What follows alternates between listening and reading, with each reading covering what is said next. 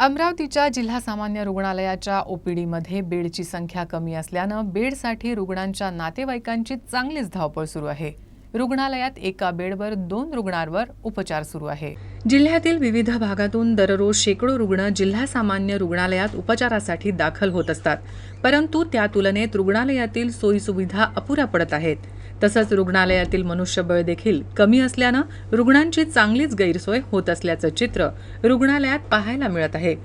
एकाच बेडवर 2 रुग्णांवर उपचार केले जात असल्याचं चित्र सध्या दिसून येत आहे। तर रुग्णालयातील डॉक्टर हे ओपीडीच्या वेळेत उशिरा रुग्णालयात येतात। सुट्टीच्या दिवशी रुग्णालयातील बहुतांश वार्डात एका बेडवर 2 रुग्ण तर काही वार्डात रुग्णांना खाली झोपण्याची वेळ आल्याचं चित्र पाहायला मिळालं। रुग्णालयात रुग्णाच्या संख्येत वाढ झाली आहे। आम्ही रुग्णांना बेड उपलब्ध करून देण्याचा प्रयत्न करीत आहोत, मात्र काही वार्डात आयसीयूचे काम सुरू असल्याने काही वार्ड बंद असल्याचे जिल्हा शल्यचिकित्सक यांनी सांगितलं। पेशंटची वाढ झालेली आहे, पण शक्यतो आम्ही पेशंटला बेड देण्याचा प्रयत्न करतो।